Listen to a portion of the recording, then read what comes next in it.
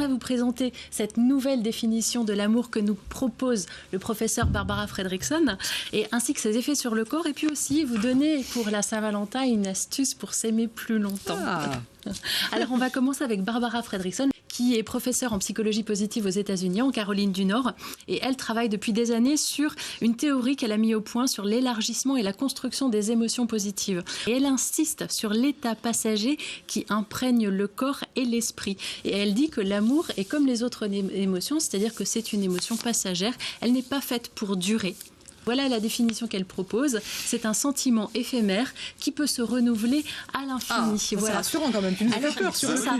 Elle nous invite. Ça s'arrête au bout de 3 semaines, c'est embêtant quand même. Non, elle nous invite à en fait oublier cette idée d'âme sœur, cette idée de prince. On rappelle que le prince existe au supermarché, au rayon biscuits. Oui. Mais dans la vraie vie, c'est un peu plus compliqué. C'est vrai. Et qu'en fait, elle propose donc justement de considérer l'amour comme un sentiment, une émotion qui se renouvelle et qui est surtout différente en fonction de du contexte dans lequel elle apparaît. Donc, elle explique dans quel contexte apparaît le sentiment, l'émotion d'amour, et on va le voir. C'est un contexte à 3 éléments. D'une part, il faut qu'il y ait des émotions positives. D'autre part, il faut que l'on soit en face, c'est-à-dire qu'il y ait une forme de couplage neuronal. Et enfin, le 3e élément, c'est faire preuve de sollicitude réciproque. Alors, qu'est-ce que c'est la sollicitude ?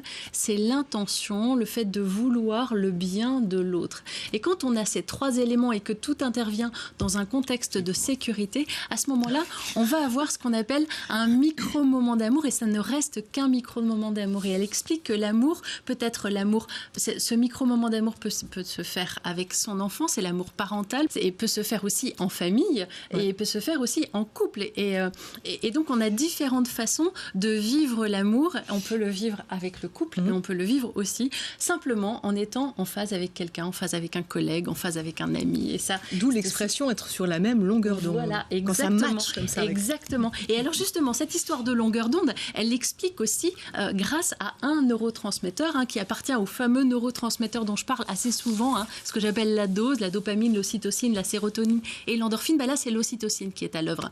Et cette ocytocine a un impact sur le corps. Elle agit sur l'insula dans le cerveau. Elle va calmer les émotions de peur, et elle agit aussi sur l'amygdale et générer des émotions positives. Et c'est là, au moment des émotions positives, que l'on peut capitaliser des moments d'amour. Et c'est ce qui est important dans le couple, capitaliser sur les moments d'amour. Alors l'astuce... Mais oui, c'est ça, parce que j'allais dire, ok, on capitalise, mais alors comment C'est fêter les bonnes nouvelles, c'est-à-dire qu'il faut être là quand ça va mal, mais il faut surtout être là quand ça va bien, et célébrer les bonnes nouvelles que l'autre nous apporte. Quand quelqu'un nous apporte, quand votre chéri vous apporte une bonne nouvelle, eh bien on la fête ensemble, on fête ce moment ensemble. Champagne. Et comme ça, on va... champagne, ça va être Gewürztraminer, ça va être aussi sans alcool. On peut aussi fêter sans alcool. Champomy. Voilà. On peut aussi fêter sans alcool. Et comme ça, on va capitaliser sur des micro-moments. Et c'est cette somme de moments qui fait que quand on a des périodes difficiles, eh bien, on peut s'appuyer sur ces moments positifs pour durer plus longtemps. Ça vous va comme recette ? Parfait, on va essayer. Vous l'appliquez au quotidien? Alors, vous avez parlé d'amygdale, c'est laquelle amygdale? C'est l'amygdale cérébrale. Effectivement. C'était difficile avec un spécialiste de trop. Ah oui, faites attention. On va terminer avec un petit agenda.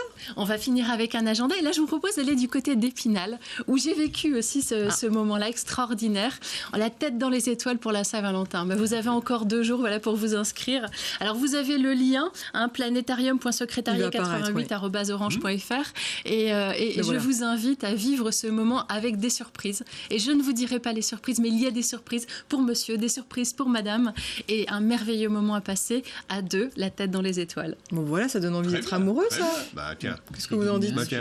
On va tous s'y mettre. Allez, on va capitaliser les bonnes énergies. Merci beaucoup, Elisabeth, d'avoir été à nos côtés ce soir. Merci encore, professeur, et merci Françoise d'avoir été là. On se donne rendez-vous donc jeudi pour la conférence intitulée Cancer de l'enfant, de nouveaux défis pour de nouveaux succès.